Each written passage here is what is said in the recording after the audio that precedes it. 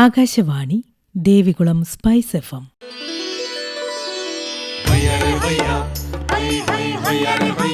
കിസാൻ വാണി.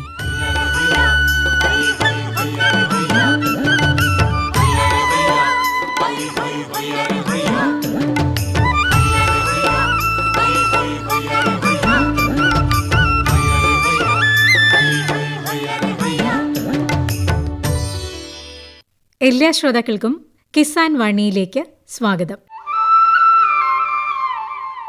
ഈ പരിപാടിയുടെ പ്രായോജകർ കേന്ദ്ര കൃഷി കർഷകക്ഷേമ മന്ത്രാലയം, ഭാരത സർക്കാർ.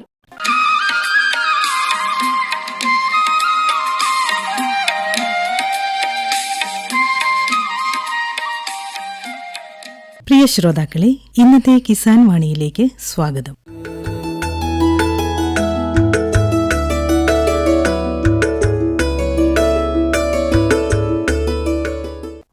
ഇടുക്കി ജില്ലയിലെ പീരുമേട് ഗ്രാമപഞ്ചായത്തിലെ മാതൃകാ കർഷകനായ ശ്രീ ഷിനോജ് പീറ്റർ ചെരുവുപുരയിടവുമായി ഒരു അഭിമുഖമാണ് ഇന്നത്തെ കിസാൻ വാണിയിൽ. കിസാൻ വാണിയോടൊപ്പം ഇന്ന് ഉള്ളത് ഇടുക്കി ജില്ലയിലെ പീരുമേട് ഗ്രാമപഞ്ചായത്തിലെ ഷിനോജ് പീറ്റർ ചെരുവുപുരയിൽ എന്ന മാതൃകാ കർഷകനാണ്. അദ്ദേഹത്തിൻ്റെ കൃഷിരീതിയും കാർഷിക അനുഭവങ്ങളുമൊക്കെ നമ്മളുമായിട്ട് പങ്കുവയ്ക്കും. നമസ്കാരം ഷിനോജ് ചേട്ടൻ. എത്ര കാലമായിട്ട് കാർഷിക മേഖലയിൽ പ്രവർത്തിക്കുന്നുണ്ട്? ഞാനൊരു 13 വർഷമായി കാർഷിക മേഖലയിൽ. അതിനു മുമ്പ് എനിക്ക് തടിയുടെ കച്ചവടമായിരുന്നു. ഫർണിച്ചറിന്റെ പരിപാടിയും പീരുമേട്ടിൽ തന്നെ. അന്ന് ഞാൻ കൃഷി രംഗത്തേക്ക് പറമ്പുണ്ടെങ്കിലും അത്ര കൃഷിയിലേക്ക് ഇറങ്ങിയില്ലായിരുന്നു. അത് കഴിഞ്ഞാണ് ഈ കാർഷിക മേഖലയിലേക്ക് ഇറങ്ങിയപ്പോഴത്തേന് ഏലമാണ് നമ്മുടെ മെയിൻ കൃഷിയായിട്ടുള്ളത്. തുടങ്ങുമ്പോൾ ഏലം തന്നെയാണ് ചെയ്യുന്നത്? അല്ല, നേരത്തെ ഫാദർ ഉണ്ടായിരുന്ന കാലത്ത് ഫാദറിന്റെ ഇതിലൊക്കെ കാപ്പിയും കുരുമുളകും ഏലവും ഉണ്ടായിരുന്നു. അന്ന് നാടൻ ചെടികളായിരുന്നു. പിന്നീട് അത് ഈ നള്ളാണി ഇനങ്ങൾ വെച്ച് ഞാൻ പിന്നെ വീണ്ടും ഈ കൃഷിയിലേക്ക് ഇറങ്ങി കഴിഞ്ഞപ്പോഴത്തേനും നല്ലൊരു സാമ്പത്തികമായി തന്നെ നല്ലൊരു വരുമാനം. ബിസിനസ് മാറ്റി. ബിസിനസ് എന്ന് പറയുമ്പോൾ നമുക്ക് എപ്പോഴും പൈസ റൊട്ടേഷൻ ആകുന്നെങ്കിലും കൃഷിയിൽ കിട്ടുന്ന ഒരു സമാധാനമായ നമുക്ക് കിട്ടുന്നില്ല. അങ്ങനെ ഒരു മനസ്സിനൊരു സുഖം ഇങ്ങോട്ട് മാറിയതാണ്. അതെ. മറ്റേന്ന് പറഞ്ഞാൽ എപ്പോഴും നമുക്ക് തിരക്കും കാര്യം. ഇതെന്ന് പറഞ്ഞാൽ നമ്മുടെ ഇഷ്ടാനുസരണം സമയം കിട്ടുന്ന പോലെ പറമ്പുകളിൽ ജോലി ചെയ്ത് തുടങ്ങിയപ്പോൾ മുതലേ ഏലമാണോ മെയിനായിട്ട്? ഏലമാണ് മെയിനായിട്ട് ചെയ്യുന്നത്. അത് ഏതിനാണ് ചെയ്യുന്നത്? നള്ളാണി. തുടങ്ങിയത് ഈ നള്ളാണിയാണ് തുടങ്ങിയത്. പിന്നെ പുതിയ ചില ഐറ്റങ്ങൾ 9 ബോൾട്ട് അങ്ങനെ കുറച്ച് സാധനങ്ങളൊക്കെ പിന്നീട് കുറച്ച് ഭാഗത്തേക്കൊക്കെ അതും മാറ്റി വെച്ചു. 9 ബോൾട്ട് ഒക്കെ ചെയ്യുമ്പോൾ അത് എങ്ങനെയുണ്ട്? 9 ബോൾട്ട് നള്ളാണിയായിട്ട് നോക്കുമ്പോഴത്തേനും നള്ളാണി തന്നെയാണ് കുറച്ചും കൂടെ ബെറ്റർ. 9 ബോൾട്ട് വലിപ്പം കായ്ക്ക് വലിപ്പമുണ്ട്. പക്ഷെങ്കിൽ 2-3 വർഷത്തേക്ക് പരിചരണം അതിന് കൂടുതൽ വേണ്ടതായിട്ടാണ് തോന്നുന്നത്. മറ്റുള്ളത് വെച്ച് നോക്കുമ്പോഴത്തേന് 2-3 വർഷം കൊണ്ട് ചെടി ശകലവും ചിമ്പടി ഇതിന്റെ കുറവാണ് 9 ബോൾട്ട്. ലാഭകരമായിട്ട് നമുക്ക് നിൽക്കുന്നത് ഇപ്പോഴും ഈ പറയുന്ന നള്ളാണി തന്നെയാണ്. അതെ. വേറെ എന്ത് കൃഷിയുള്ള? വേറെ കുറച്ച് കുരുമുളക്, അത് പഴയ കുരുമുളക് ചെടികളും പിന്നെ ശകലം വാഴയും. കുരുമുളക് ഇപ്പൊ ഏതിനാണ്? അങ്ങനെ കരിമണ്ട. പിന്നെ പന്നിയൂർ വെണ്ണ കുറച്ച്. പിന്നെ വാഴയുണ്ടല്ലേ? വാഴയുണ്ട്. വാഴ എന്തിനാണ് ചെയ്യുന്നത്? വാഴ ഞാലിപ്പൂവൻ. അതൊരു കൃഷിയായ രീതിയിലല്ല, അത്യാവശ്യം നമ്മൾ വീട്ടിലുള്ള ആവശ്യത്തിനുള്ള ഇതേ ഉള്ളൂ, മാത്രമേ ഉള്ളൂ. കൃഷിയായിട്ട് ചെയ്യുന്ന ഇപ്പോ വരുമാനമായി ചെയ്യുന്ന ഇത് ഏലം മാത്രമാണ്. പച്ചക്കറി എന്തെങ്കിലും ചെയ്യുന്നുണ്ട്? പച്ചക്കറി അത്ര കാര്യമായ രീതി ചെയ്യുന്നില്ല. കുറച്ച് ഇപ്പം ചെയ്യാനായിട്ട് കുറച്ച് സ്ഥലമൊക്കെ ഒരുക്കി ഇട്ടിരിക്കുന്നു. വിപുലമായിട്ട് ചെയ്യാനാണോ അതോ വീട്ടിലാവശ്യത്തിന് വേണ്ടി ചെയ്യാനായിട്ടുള്ള? അപ്പൊ ഈ ഏലകൃഷി തുടങ്ങുമ്പോ മുതൽ അതിന്റെ ഒരു, അതായത് നടിയിൽ എങ്ങനെയാണ് അതിന്റെ പരിപാലനം, അതൊന്ന് വിശദമായിട്ടൊന്ന് പറയാമോ? നടിയിൽ എന്ന് പറയുമ്പോഴത്തേനും നമ്മൾ ജൂൺ മാസം മെയ് മാസമൊക്കെ ആകുമ്പോഴത്തേനും നമ്മൾ ഒരു 3 കുഴി, അതായത് 3 അടി 2 അടി താഴ്ചയിൽ കുഴിയെടുത്ത് മഴ ഫസ്റ്റ് മഴയ്ക്ക് തന്നെ തുടക്കത്തിൽ തന്നെ അത് കുഴി മൂടി ഒരു 3/4 ഭാഗം മൂടി നമ്മൾ നള്ളാണിയുടെ ഏറ്റവും നല്ല കരുത്തുള്ള ഒരു 6 ഇലയ്ക്ക് മേളിലേക്കുള്ള ഇലകൾ ഉൾപ്പെടുന്ന ചിമ്പുകൾ അത് സെലക്ട് ചെയ്ത് നമ്മൾ ഒരു ചിമ്പ് വെച്ചാണ് ഒരു ഇത് നടുന്നത്. ചിമ്പ് സുലഭമായിട്ടുണ്ടെങ്കിൽ നമുക്ക് 2-3 ചിമ്പ് കൂട്ടി നട്ട് കഴിഞ്ഞാൽ അത്ര പെട്ടെന്ന് തന്നെ ഉൽപ്പാദനത്തിലായിട്ട് വരും. ചെടി വലുതായി ഒരു വർഷം ഒരു 18 മാസമാകുമ്പോൾ നമുക്ക് ആദായത്തിലേക്ക് കിടക്കാൻ പറ്റും. നട്ട് കഴിഞ്ഞിട്ട് പിന്നെ ആ ഒരു 18 മാസം നമ്മൾ എന്തൊക്കെ കാര്യങ്ങളാണ് ചെയ്യേണ്ടത്? ഇതിനിടയ്ക്ക് നമ്മൾ കൃത്യമായ രീതിയിൽ തന്നെ മരുന്നടിച്ചു കൊടുക്കുക. ഒരു 25 ദിവസം കൂടുമ്പോഴത്തേന് തണ്ടുതുരപ്പന് അതുപോലുള്ള മരുന്നുകൾ മേടിച്ച് അടിച്ചു കൊടുക്കുക. പിന്നെ വളം ആണെങ്കിലും ഒരു 60 ദിവസത്തിലൊരിക്കലും വളമിടണം. അത് വേപ്പൻ പിണ്ണാക്ക് ജൈവ രീതിയാണ് ഞാൻ കൂടുതൽ. ചാണകപ്പൊടിയും വേപ്പൻ പിണ്ണാക്ക്, എല്ലുപൊടി, ഇങ്ങനെയുള്ള സാധനങ്ങളൊക്കെയാണ് കൂടുതലായിട്ട് ചെയ്യുന്നത്. കൂടുതലായിട്ട് ചെയ്യുന്നത്. ഈ അഴുകലൊക്കെ പോലുള്ള പ്രശ്നങ്ങളൊക്കെ ഉണ്ടാകുന്നുണ്ടോ? അഴുകലുള്ള എനിക്കങ്ങനെ കൂടുതലായി അഴുകലിൻ്റെ പ്രശ്നമുണ്ടില്ല. പറമ്പിൽ 1-2 ചെടികൾ മാറും. അപ്പോൾ നമ്മൾ COCയും കുമ്മായും ഒക്കെ മിക്സ് ചെയ്ത് ആ ഉള്ള ഭാഗത്ത് ഒരു 3-4 ചെടിക്ക് അതിനോട് അടുത്തുള്ള ചെടികൾക്കെല്ലാം റൗണ്ട് ചെയ്ത് ഇട്ട് കൊടുക്കുമ്പോഴത്തേനും അത് മാറുന്നുണ്ട്. മറ്റെന്തൊക്കെ കീടബാധയൊക്കെ ഉണ്ടാകും? തണ്ടുതുരപ്പൻ അതാണ് മെയിനായിട്ടുള്ളത്. തണ്ടുതുരപ്പൻ, പിന്നെ വേരുപുഴു, വേരിനെ ബാധിക്കുന്ന വേനലിൽ ചൂട് കൂടിക്കഴിഞ്ഞാൽ ചെടികൾക്ക് ഈ വേരുപുഴുവിൻ്റെ ആക്രമണം കൂടുന്നുണ്ട്. അപ്പോൾ അതിനെ പ്രതിരോധിക്കാൻ നമുക്ക് എന്ത് ചെയ്യാൻ പറ്റും? അതിനായി മറ്റു വീണിൽ കുറേ ലെസ്പാൻ അതുപോലെ കുറച്ച് മരുന്നുകളുണ്ട്. അപ്പോൾ ആ മരുന്നുകൾ നമ്മൾ ഒഴിച്ചു കൊടുക്കുക, ചുവട്ടിൽ ഒഴിച്ചു കൊടുക്കുക. അല്ലേ? സമയത്ത് വേരുപുഴുവിൻ്റെ ആ സമയത്ത് നമ്മൾ ഈ മരുന്നുകൾ ഊറ്റി കൊടുത്ത് മാറ്റിയെടുക്കുക എന്നുള്ളത്. എന്നാലും അത് മണ്ണിൽ നിന്ന് അത് തീർത്തും മാറാൻ പാടാണ്. മാറുന്നില്ല. അതൊരു വലിയ പ്രശ്നം തന്നെയാണ്. ചൂട് ഇപ്പം നമ്മുടെ ഇവിടുത്തെ കാലാവസ്ഥ വെച്ച് നോക്കുമ്പോൾ പഴയ കാലാവസ്ഥ അല്ലാത്ത ചൂട് കൂടിക്കൊണ്ടിരിക്കുന്നതുകൊണ്ട് ഈ ഫിസേറിയം മണ്ണിൽ നിന്നും തീർത്തും അങ്ങ് മാറിപ്പോകുന്നില്ല. മഴയാകുമ്പോൾ പച്ചപ്പിലേക്ക് വരുമെങ്കിലും വെയിലാകുമ്പോഴത്തേനും ചെറിയ ഒരു മഞ്ഞിപ്പ് ഷെയ്ഡിലേക്ക് അത് വേരുപുഴു, നെമറ്റോൾ, ഇങ്ങനെ കുറച്ച് രോഗങ്ങളുണ്ട്. ജലത്തിനെ ബാധിക്കുന്ന കുറേ രോഗങ്ങൾ, മെയിനായിട്ട് ഉൽപ്പാദനക്കുറവെല്ലാം അതിലുണ്ടാകുന്നു. ചിമ്പ് ഉൽപ്പാദിച്ചു വരുന്നതിനൊക്കെ ഇതൊരു പ്രശ്നമാണ്, ഈ വേരിനെ സംബന്ധിച്ചുള്ള രോഗങ്ങൾ. വേരിന്റെ പ്രശ്നം ആയതുകൊണ്ട് നമുക്ക് മണ്ണിൽ നിന്ന് വളം വലിച്ചെടുക്കാനുള്ള ഉണ്ടാകുന്നുണ്ട്. മണ്ണ് പരിശോധനയൊക്കെ നടത്താറുണ്ടോ? മണ്ണ് പരിശോധന നടത്താറുണ്ട്. നമുക്ക് ഏലത്തിന്റെ വിളവെടുപ്പിനൊക്കെ തൊഴിലാളികളൊക്കെ നമ്മുടെ മേഖലയിൽ കിട്ടാനുണ്ടോ? നമ്മുടെ മേഖല അവിടെ തന്നെ ആ ഭാഗത്ത് ഉള്ള നമ്മുടെ അടുത്ത് ഉള്ള ആൾക്കാരാണ് കിട്ടാനുണ്ട്. പിന്നെ തൊഴിലാളികളുടെ ക്ഷാമങ്ങൾ ചില സമയങ്ങളിൽ വരാറുണ്ട്. അപ്പോൾ അത് നല്ല നല്ല എല്ലാ സ്ഥലങ്ങളിലും നല്ല കായൊക്കെ ആണെങ്കിൽ, ഉൽപാദനം കൂടുതലാണെങ്കിൽ തൊഴിലാളികളുടെ എണ്ണത്തിൽ കുറവ് വരുന്നതുകൊണ്ട് നമ്മൾ വെളിയിൽ നിന്ന് ആളെ ചിലപ്പം വിളിക്കേണ്ടി വരും. ഏലത്തിന്റെ ഒരു വിപണി സാധ്യതയൊക്കെ നമുക്ക് ഈ മേഖലയിൽ പറ്റുന്നുണ്ടോ? വിപണിയിൽ കുഴപ്പമില്ലാതെ നമുക്ക് കച്ചവടക്കാർക്ക് കൊടുക്കാൻ ഓപ്ഷന് പതിയാനുള്ള ഇതുണ്ട്. ഏലക്ക സ്റ്റോറൊക്കെ ഉണ്ട് ഇവിടെ. ഏലക്ക സ്റ്റോർ നമ്മുടെ എനിക്കില്ലെങ്കിലും തൊട്ടടുത്ത് ഉണ്ട്. തൊട്ടടുത്തുണ്ട്. അപ്പോൾ അവിടെ നമ്മൾ കിലോയ്ക്ക് 11 രൂപ. പച്ചക്കൊക്കെ ഇവിടെ വിപണിയുണ്ടോ? പച്ചക്ക് വിപണി ഇവിടെ ഇല്ല. കട്ടപ്പന ആ മേഖലയിലൊക്കെ മിക്കവാറുള്ള ചില മേഖലയിലെല്ലാം ഉണ്ട്. നമ്മുടെ ഈ വണ്ടിപ്പെരിയാർ, പീരുമേട് ഈ ഭാഗത്ത് പച്ചക്കുള്ള ഇവിടെ ഇല്ല. ശരിക്കും നമ്മുടെ ഈ ഒരു പീരുമേട് ഏരിയയിലെ ഏറ്റവും കൂടുതൽ ഈ പറയുന്ന തേയില കൃഷിയാണല്ലേ? അത് കമ്പനികൾ, AVT പോലുള്ള കമ്പനികളിലെ തേയില കൃഷി കൂടുതലായിട്ടുണ്ട്. ചെറുകിടക്കാർ കൂടുതലും ഏലത്തിലേക്ക് തന്നെയാണ് പോകുന്നത് അല്ലേ? അപ്പൊ ഈ ഒരു ഉള്ളിലേക്ക് കയറിയുള്ള പ്രദേശമാണെന്ന് തോന്നുന്നു ഈ ഏലം ഉള്ളതല്ലേ? മറ്റേ ഈ മെയിൻ റോഡിൽ കൂടെ പീരുമേട് ഏരിയ കൂടെ നമ്മൾ യാത്ര ചെയ്ത് പോകുമ്പോൾ കാണുന്നതെല്ലാം തേയിലത്തോട്ടങ്ങളാണ്. അതെ, അത് ചില സൈഡുകളിൽ മാത്രമേ ഉള്ളൂ ഏലത്തിന്റെ. മറ്റുള്ളതൊക്കെ ഉള്ളിലേക്ക് മാറിയാണ് ഏലത്തോട്ടങ്ങൾ. ജനവാസ മേഖലകളിലാണെന്ന് തോന്നുന്നു. അതെ, ജനവാസ മേഖലയും ഏലത്തിന്റെ എന്ന് പറയുമ്പോഴത്തേന് ആ കുറച്ചും കൂടെ ഒതുങ്ങിയ ഏരിയയും കുറച്ച് ഷെയ്ഡുകൾ കൂടുതലുള്ള, വെള്ളച്ചാലുകൾ കൂടുതലുള്ള സ്ഥലത്ത് ഏലം നല്ലതായിട്ട് ഉത്പാദനം നടക്കത്തുള്ളൂ. ഈ കഴിഞ്ഞ ഏപ്രിൽ മെയ് മാസത്തിലുണ്ടായിരുന്ന വേനൽ ഭയങ്കര ചൂടും ഭയങ്കര രൂക്ഷമായിട്ടുണ്ടായിരുന്നു. അപ്പം ഇടുക്കി ജില്ലയിൽ ഒരുപാട് ഏലകൃഷിക്ക് നാശം, എല്ലാ കൃഷിയും ഉണ്ടെങ്കിൽ പോലും ഏലത്തിന് സാരമായിട്ട് അത് ബാധിച്ചു. ചേട്ടന്റെ ഇവിടെ എങ്ങനെയാണ് കൃഷി? ഏലത്തിനെ അത് ബാധിച്ചു? എങ്ങനെയായിരുന്നു അതിന്റെ? ഏലത്തിന് എൻ്റെ ഏരിയയിലും നമ്മുടെ പറമ്പിലും കുറച്ച് ഒരുപാട് ഏലങ്ങൾ പോയി, ഉണക്കിൽ പോയി. അപ്പോൾ ഇത് അതിശക്തമായ ചൂടായിരുന്നു. അപ്പം നമുക്ക് വെള്ളത്തിന്റെ ലഭ്യതയും കുറവുള്ളത് കൊണ്ട് കൃത്യമായി തന്നെ അത് ഇതിനെ സംരക്ഷിച്ചെടുക്കാൻ പറ്റിയില്ല. മഴ കിട്ടാണ്ട് വരികയും ചെയ്യും. മാത്രമല്ല മഴ ഇടയ്ക്ക് നമുക്ക് എല്ലാ വർഷങ്ങളിലും ഇടയ്ക്ക് മെയ് മാസങ്ങളിലൊക്കെ മഴ കിട്ടാറുണ്ട്. ഇത് അങ്ങനെ കിട്ടാതെ അതാണ് ഇത്രയും പ്രശ്നത്തിലേക്ക് വന്നത്. സാധാരണ ചേട്ടന്റെ ജലസേചന സൗകര്യം എങ്ങനെയാണ്? എനിക്ക് കുളമാണ്, 2 കുളമുണ്ട്. അപ്പൊ അതിനകത്ത് ഇത്തവണ വെള്ളം കുറവായിരുന്നു.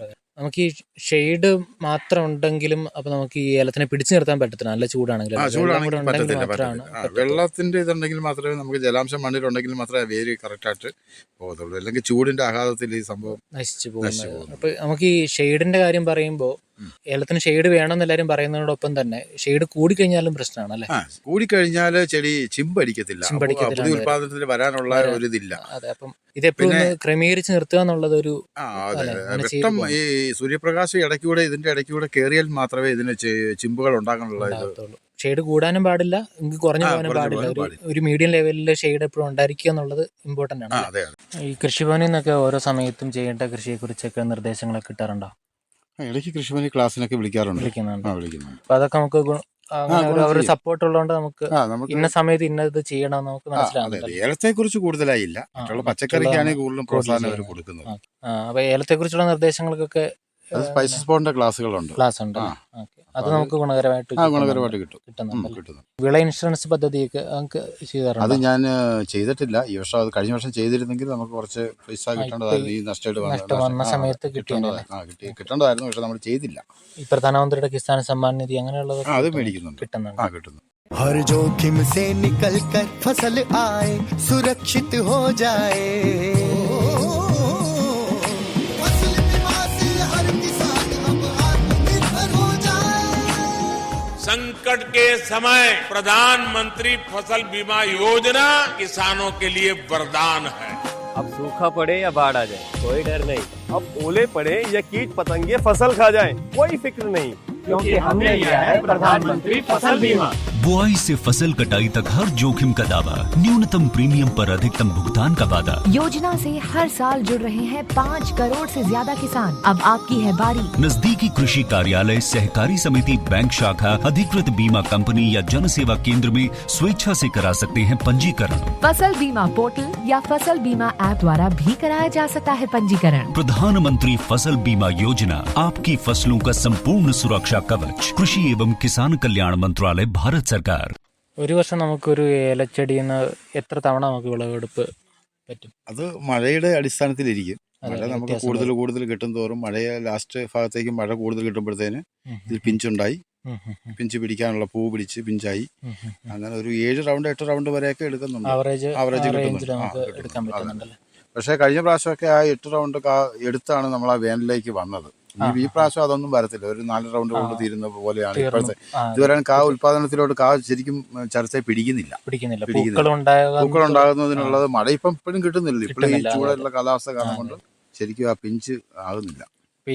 ഇപ്പൊ ഇത്ര നാൾ കൃഷി ചെയ്തതിന്റെ 13 വർഷമായിട്ട് കൃഷി ചെയ്യുന്നെന്ന് പറഞ്ഞു. അപ്പോൾ ചേട്ടൻ കണ്ടൊരു പ്രതിസന്ധി ഈ പറയുന്ന ഒരു കാലാവസ്ഥയുടെ പ്രശ്നമാണ് അല്ലേ? ബാക്കി നമുക്ക് വേറെ വലിയ പ്രശ്നങ്ങളൊന്നും കൃഷിയിലില്ല. കൃഷിയിൽ വിലയുടെ തകർച്ച ഒരു പ്രശ്നമാണ്, മെയിൻ പ്രശ്നമാണ്. കാരണം നമുക്കത് ഈ കായ് ഇല്ലാത്ത സമയങ്ങളിലാണ് ഇപ്പം 2400 രൂപ വരെ വിലയിലേക്ക് കഴിഞ്ഞ ദിവസം വരെ ഇന്നലെയൊക്കെ കയറിയിട്ടുണ്ട്. പക്ഷെ അതൊന്നും ആ കൃഷിയുടെ നമ്മുടെ ഉൽപാദന സമയത്ത് അത് കിട്ടുന്നില്ല. ഈ ഇത്രയും വിലയുണ്ടെങ്കിൽ പോലും കർഷകന് ആ ഗുണം കിട്ടുന്നില്ല. പിന്നെ ഈ ചെറുകിട ഇതിന്റെ വ്യാപാരികൾ ഇടനിലയാക്കിയത് അവരുടെ ചൂഷണവും നമ്മൾ ശരിക്കും ഇത് നമുക്ക് ബാധിക്കുന്നുണ്ട്.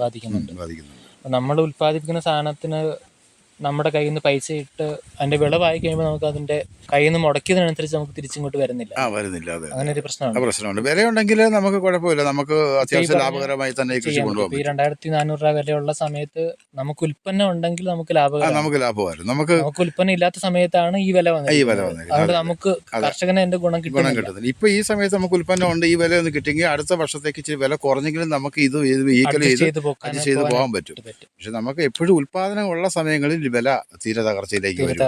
അപ്പൊ നമ്മൾ ഈ നല്ല വില വരുന്നുണ്ട്. അപ്പൊ നമ്മൾ ഈ ചെലവുകളെല്ലാം വെച്ച് നോക്കുമ്പോഴത്തേന് ഈ വില ഇല്ലാത്ത സമയങ്ങളിൽ ഉള്ള സമയങ്ങളില്ല എന്ന് പറഞ്ഞു കഴിഞ്ഞാലും അതിൽ വലിയ ലാഭകരമായിട്ട് പറയാനും പറ്റത്തില്ല. വളം, കീടനാശിനി അങ്ങനെയുള്ളതിന്റെയൊക്കെ വില നന്നായി വർദ്ധിക്കുകയും ചെയ്യുന്നു. അത് കൂടിയ പിന്നെ കുറയുന്നില്ല. അതങ്ങനെ തന്നെ കൂടി നിൽക്കുന്നു. കായുടെ വില ഉള്ള സമയങ്ങളിൽ കായുള്ള സമയങ്ങളിൽ വില കുറഞ്ഞും വരുന്നു, ഇല്ലാത്ത സമയങ്ങളിൽ കൂടിയും പോകുന്നു. അപ്പൊ കർഷകൻ അതിന്റെ പ്രയോജനം കിട്ടുന്നില്ല. സത്യം തൊഴിലാളികളുടെ ക്ഷാമം, അവരുടെ പണിക്കൂലി എല്ലാം കൂടെ നോക്കിയുമ്പോൾ നല്ല ശതമാനം ഇതിൽ ഏലത്തിന് ഒരുപാട് പണികൾ ഇങ്ങനെ ഉള്ളത് കൊണ്ട് നമ്മൾ നല്ലതായിട്ട് എപ്പോഴും ശ്രദ്ധിക്കേണ്ട ഒരു പണിയായതുകൊണ്ട് നല്ല രീതിയിൽ ചെലവുകൾ വരുന്നുണ്ട്. ഈ ഒത്തിരി ആളുകൾ ഈ സമ്മിശ്രമായിട്ട്, അതായത് ഏലത്തിന്റെ ഇടയ്ക്ക് കവുങ്ങ് അല്ലെങ്കിൽ കുരുമുളക്, വാഴ, അങ്ങനെ പല രീതിയിൽ ആൾക്കാർ ചെയ്യുന്നുണ്ട്. അങ്ങനെ എന്തെങ്കിലും അങ്ങനെ ചെയ്തു കഴിഞ്ഞാൽ കൊടിയുടെ കുഴപ്പമില്ല വലുതായിട്ട്. പക്ഷെ വാഴ പോലുള്ള സാധനങ്ങൾ വെച്ച് കഴിഞ്ഞാൽ ഇതിന്റെ ചുവട്ടിലുള്ള ആ ഭാഗത്തുള്ള ഏലത്തിന്റെ പ്രശ്നങ്ങളാണ്. ബാധകൾ, ഈ വേരുപുഴു പോലുള്ള അസുഖങ്ങളൊക്കെ ഉണ്ടാകാനുള്ള ചാൻസ് കൂടുതലുണ്ട്. പക്ഷെ പല സ്ഥലത്താണെങ്കിൽ എല്ലാ തരം കൃഷിയും ചെയ്തു പോവാണെങ്കിൽ നന്നായിരിക്കും. അതെ. പല ഇതിൽ ഇപ്പം കൊടിയിൽ നിന്ന് പറഞ്ഞാൽ കൊടിക്ക് ഇപ്പം കൂടുതൽ രോഗങ്ങളാണ്. പഴയതുപോലെ ആ കൊടി ആർത്ത് വളർന്ന ഒരു നല്ലൊരു ഉൽപ്പാദനം വരുന്നില്ല. കൊടി കുറച്ച് ദിവസം നശിച്ച് പോവുക. പുതിയതായി കൊടി പിടിപ്പിച്ചെടുക്കാനും പാടാണ്. പിന്നെ ഇപ്പോഴത്തെ ഒരു കാലാവസ്ഥയ്ക്ക് ഉൽപ്പാദനം കുറവാന്ന് തോന്നുന്നു. തീരെ കുറവാണ്. മഴ കറക്റ്റായിട്ട് കിട്ടാത്തതുകൊണ്ട് ഇപ്പൊ ഈ വർഷമൊക്കെ എന്ന് പറഞ്ഞു കഴിഞ്ഞാൽ ഈ ഇതില് പൂവ് ഇത് പോയി ഇട്ടിട്ട് പോലുമില്ല, തിരി ഇട്ടിട്ട് പോലുമില്ല. അപ്പൊ അടുത്ത വർഷത്തേനൊക്കെ തീരെ ഉൽപ്പാദനം കുറവായിരിക്കും. പക്ഷെ ഇപ്പൊ കുരുമുളകിന്റെ വില വെച്ച് നോക്കുമ്പോ എനിക്ക് തോന്നുന്നു വലിയ നഷ്ടമില്ലാത്ത കണക്ക് ചെലവുകൾ കുറവാണ്. നമ്മുടെ വർഷത്തിൽ ആ കൊപ്പിന്റെ ഭാഗത്തൊന്നും ഒടുക്കുക, ചെവിട്ടിൽ ചാണകപ്പൊടിയൊക്കെ ഇട്ട് കൊടുത്ത് ഒരു തുരിശും കുമ്മായ ഒരു ബോള മിശ്രിതത്തിന്റെ പ്രയോഗം ചെയ്ത് കഴിഞ്ഞാൽ മതി, അത്രയും മതി. പണിച്ചെലവ് കുറവാണ്. പക്ഷേ ഈ പറയുന്ന രോഗങ്ങൾ കുറച്ച് ഉണ്ടാകുന്നുണ്ട് അല്ല, ആ, അതെ, അങ്ങനെയുള്ള അതെ. കുറച്ച് പ്രശ്നങ്ങളുണ്ട്, അങ്ങനെ ഉൽപാദനം ഇല്ല, ഉൽപ്പാദനം അങ്ങനെയുള്ള പ്രശ്നങ്ങളാണ് അവിടെ ഉള്ളത്. പണി കുറവാണെന്ന് പറഞ്ഞാൽ പോലും അതെ. ഇങ്ങനെയുള്ള പ്രശ്നങ്ങൾ നമുക്ക് നേരിടേണ്ടി വരുന്നുണ്ടല്ലോ. അർഹമായ വില കിട്ടിയാൽ ഏലം തന്നെയാണ് എൻ്റെ ഏറ്റവും അഭിപ്രായത്തിൽ മെച്ചമായിട്ട് ഏറ്റവും പോകുന്നത്. മെച്ചമായിട്ട് ഇത്രയും എനിക്ക് പണിയൊക്കെ ചെയ്യേണ്ടി വന്നാൽ പോലും ആ, അതെ, വിലയുണ്ടെന്നുണ്ടെങ്കിൽ വിലയുണ്ടെങ്കിൽ നമുക്ക് ഇത് തന്നെയാണ് മെച്ചം. എന്നാൽ ഒരു വർഷം തന്നെ 6-7 തവണ നമുക്ക് 6-7 തവണ വിളവെടുക്കാനായിട്ട് എടുക്കുന്നുണ്ട്. പിന്നെ പോയിട്ട് 2-3 മാസമേ ഉള്ളൂ നമുക്ക് ഇതിൻ്റെ അകത്ത് ആദായത്തിൻ്റെ അത് ഇല്ലാതെ വരുന്നുണ്ട്. അതെ അതെ അപ്പോൾ അതുവരെ നമുക്ക് ഈ ഇതിൽ നിന്ന് വരുമാനം കിട്ടിക്കൊണ്ടിരിക്കുകയാണ്. അതെ അതെ. നിലവിലിപ്പോൾ ഏലകൃഷിയാണ് മെയിനായിട്ട് ചെയ്തുകൊണ്ടിരിക്കുന്നത്. മറ്റെന്തെങ്കിലും കൂടെ കൃഷി എൻ്റെ കൂട്ടത്തിൽ കൂട്ടാനായിട്ട് ആഗ്രഹിക്കുന്നുണ്ടോ? ഞാനിപ്പോൾ ഒരു മത്സ്യകൃഷിയും കൂടെ ഒന്ന്, അപ്പോൾ എനിക്ക് 2 കുളമുണ്ട്. അപ്പോൾ അതിലൊരു കുളത്തിൽ മത്സ്യകൃഷി ഒന്ന് ചെയ്യണമെന്നൊരു പ്ലാനിങ്. അപ്പോൾ അതേക്കുറിച്ചൊന്ന് പഠിച്ചുകൊണ്ടിരിക്കുകയാണ്. പഠിച്ചുകൊണ്ടിരിക്കുകയാണ്. മൊത്തം എത്ര ഏക്കർ സ്ഥലത്ത് കൃഷി ചെയ്യുന്നുണ്ട്? ഞാൻ മൊത്തം 2 ഏക്കർ സ്ഥലത്ത് 2 ഏക്കറാണ്. 2 ഏക്കർ. 2 ഏക്കറിൽ ഏലം തന്നെയാണ്. അതെ അതെ. അപ്പോൾ 2 ഏക്കറിൽ നമുക്ക് എത്ര മൂട് ഏലം നടാനായിട്ട് വരും? നമുക്കൊരു 900 900 അതെ അതെ. നിരപ്പായ സ്ഥലമാണ്. നിരപ്പായ സ്ഥലമാണെങ്കിൽ 900 മൂട്. 900 നിരപ്പായ സ്ഥലമാണ് എൻ്റെ ഏറെക്കുറെ. അതെ. അപ്പം ചെടി നമുക്ക് 10-10 വെച്ച് കഴിഞ്ഞാൽ നമുക്ക് ഒരു 400 ചെടി വരെ ഒരു ഏക്കർ ചെയ്യാൻ പറ്റത്തുള്ളൂ. 8-9 ആ അളവിൽ വെച്ച് കഴിഞ്ഞാൽ നമുക്കൊരു 50 ചെടിയും കൂടെ കൂട്ടി വെക്കാം. സാധാരണ അകലം എന്തരം 10-10 നമ്മൾ സ്പൈസസ് ബോർഡൊക്കെ പറയുന്നത്. 10-10 നോക്കുമ്പോൾ നമുക്ക് അത്യാവശ്യം ഇടഭാഗത്ത് സൗകര്യമുണ്ട്. ചിമ്പടിച്ച് കയറാനുള്ള, ഇടയ്ക്ക് വെട്ടം കയറാനുള്ള സൗകര്യം. പക്ഷെ എല്ലാവരും എനിക്ക് തോന്നുന്നു അതിലും കൂടെ കുറച്ച് ചെയ്യാം. സ്ഥലത്തിന്റെ ആ സാഹചര്യം, കിടപ്പും ചില കുട്ടികൾ നമ്മൾ കല്ലുകൾ കൊണ്ടെത്തിരിക്കുമ്പോൾ അപ്പോൾ അതിൻ്റെ ഈ 10 എന്നുള്ള സ്ഥാനത്ത് ചിലപ്പോൾ അത് 2 വെക്കാൻ പറ്റാത്തത് കൊണ്ട് ഒരു 15 അടിക്കാണെങ്കിൽ അതിന്റെ സെന്റർ കൊണ്ട് നമ്മൾ തൊട്ടികളാക്കി എടുക്കും. അപ്പൊ അങ്ങനെ വരുമ്പോൾ ചെടി ചാല അടുപ്പം കൂടും. അടുത്തടുത്ത് വരുന്നുണ്ട്. അങ്ങനെ വരുന്നുണ്ട്. ചേട്ടൻ ഒരു ദിവസം കൃഷിയിലേക്ക് ഇറങ്ങുമ്പോൾ രാവിലെ എത്ര മണി മുതൽ തുടങ്ങും പരിപാടി? രാവിലെ അത്യാവശ്യം പറമ്പിൽ ഒരു 8 മണിക്കൊക്കെ ഇറങ്ങും. പിന്നെ കിട്ടുന്ന സമയങ്ങളിലാണ്, സമയം കിട്ടുന്നത് പോലെയാണ്. എനിക്ക് അത്യാവശ്യം ഒരു പൊതുപ്രവർത്തനമുണ്ട്. അപ്പൊ അതിന് പോകും. അപ്പൊ അതിന്റെ പ്രവർത്തനമായിട്ടൊക്കെ പോകും. പിന്നെ ഇത് രണ്ടും ഒന്നും അഡ്ജസ്റ്റ് ചെയ്താണ് കൊണ്ടുപോയിക്കൊണ്ടിരിക്കുന്നത്. പിന്നെ പണിക്കാരെ വെച്ച് അത്യാവശ്യ ഘടകങ്ങളിലെല്ലാം വെളിയിൽ നിന്ന് ആളെ ഇറക്കി പണിയും.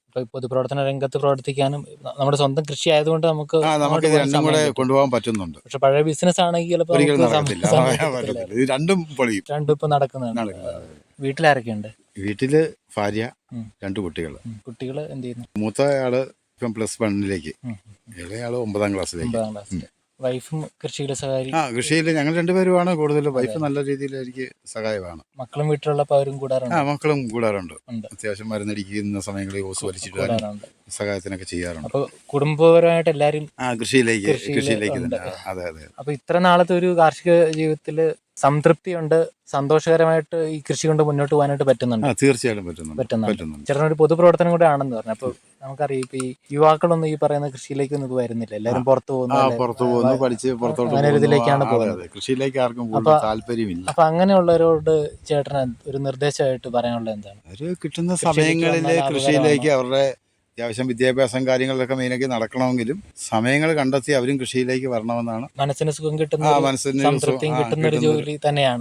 അത്യാവശ്യം പൈസയും കിട്ടുകയും ചെയ്യും. അത് കിട്ടുന്ന സമയങ്ങൾ, ഒഴിവ് സമയങ്ങൾ നോക്കി കൃഷിയിലേക്ക് പറമ്പുള്ളവർ കൃഷി ചെയ്യാനുള്ള രീതിയിൽ, പറ്റുന്ന രീതിയിലൊക്കെ കൃഷി ചെയ്യണമെന്നാണ് എൻ്റെ ഒരു നിർദ്ദേശം പറയാനുള്ളത്. ഇത്ര നേരം നമ്മളോട് സംസാരിച്ചത് ഇടുക്കി ജില്ലയിലെ പീരുമേട് ഗ്രാമപഞ്ചായത്തിലെ ഷിനോജ് എന്ന മാതൃകാ കർഷകനാണ്. അദ്ദേഹത്തിന്റെ വിലയേറിയ കാർഷിക അനുഭവങ്ങളും നിർദ്ദേശങ്ങളും ഒക്കെ നമ്മോട് പങ്കുവച്ചതിന് കിസാൻ വാണി പ്രേക്ഷകരുടെ പേരിലുള്ള നന്ദി അറിയിക്കുന്നു. Thank you.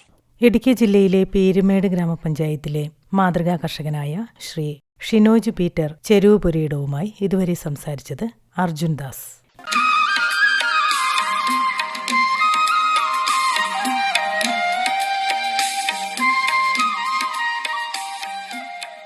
കിസാൻ വാണിയിൽ ഇനി കാർഷിക അറിവുകൾ കേൾക്കാം.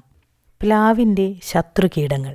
ഉഷ്ണമേഖല, മിതോഷ്ണ മേഖലകളിലെ വരദാനമായാണ് പ്ലാവിനെ കാണുന്നത്. കേരളത്തിൻ്റെ ഔദ്യോഗിക ഫലമായി നമ്മുടെ ചക്കയെ സർക്കാർ അംഗീകരിക്കുന്നതിന് എത്രയോ മുൻപ് ജനങ്ങളുടെ ചിരകാല അംഗീകാരം ലഭിച്ച വിഷം തീണ്ടാത്ത ഏക വിളയാണ് പ്ലാവ്.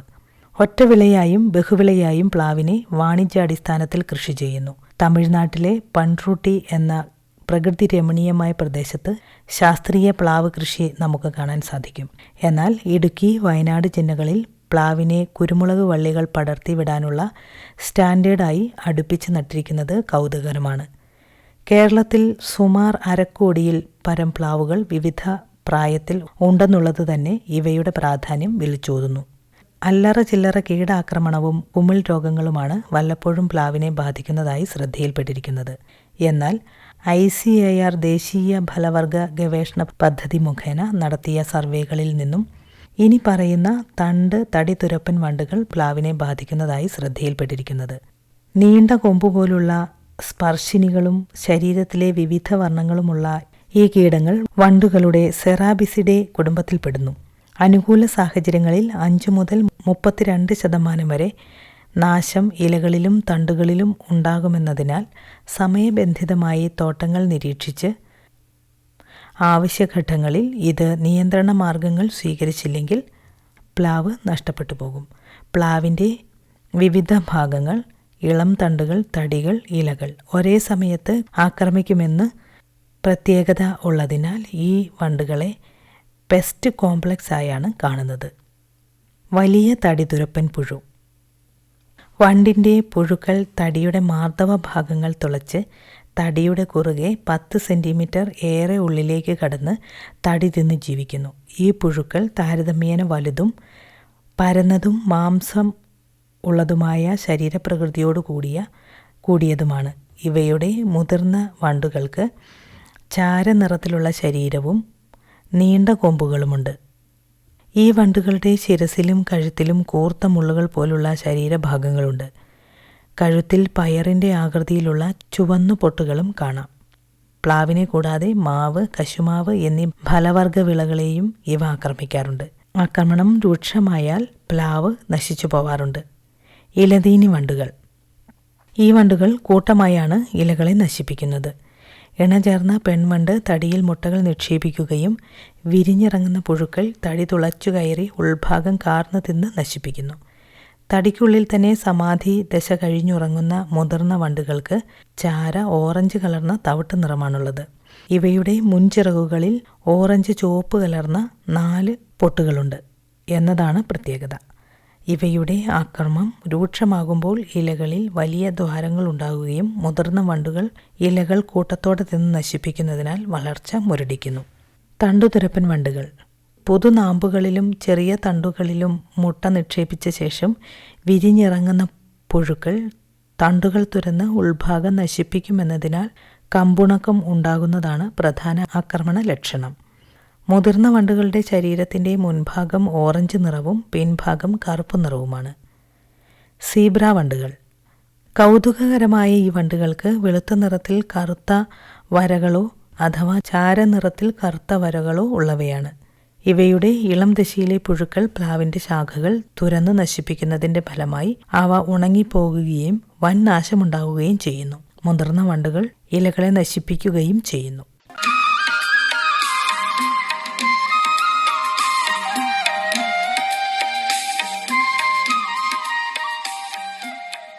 കാർഷിക അറിവുകൾ, ഷിനോജ് പീറ്ററുമായുള്ള അഭിമുഖം എന്നിവയാണ് കിസാൻ വാണിയിൽ ശ്രോതാക്കൾ ഇതുവരെ കേട്ടത്.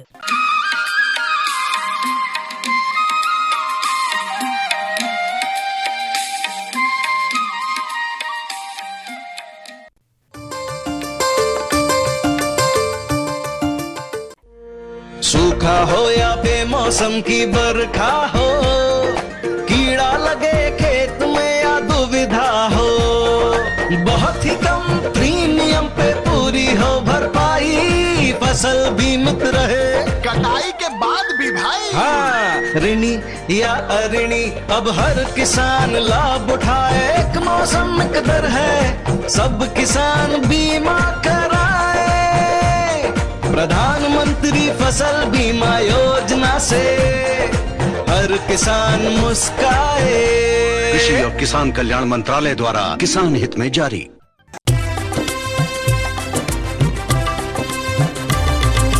സഹകരണത്തിൻ ബലത്തിൽ വികാസത്തിനു ചുവടുവയ്ക്കാം. ജനപങ്കാളിത്തകരുത്തുമായി മുന്നോട്ടെന്നും നീങ്ങുക നാം. ജനകോടിയിൽ ഈ വിപ്ലവം ഉണർത്തിയല്ലോ വിശ്വാസം. നാം ഒത്തുചേർന്ന വികാസത്തിനെ പതാക പറത്തിടാം. സഹകരണം നമ്മുടെ വികാസത്തിൻ പ്രതീകം. പുതുയുഗത്തിൽ സഹകരണം കാണിന്റെ പ്രധാനം. കൃഷി മന്ത്രാലയം, ഭാരത സർക്കാരിൽ നിന്ന് ജനതാൽപര്യാർത്ഥം. ഈ പരിപാടിയുടെ പ്രായോജകർ കേന്ദ്ര കൃഷി കർഷകക്ഷേമ മന്ത്രാലയം, ഭാരത സർക്കാർ. എല്ലാ കിസാൻ വാണി ശ്രോതാക്കൾക്കും കൂപ്പുകൈ.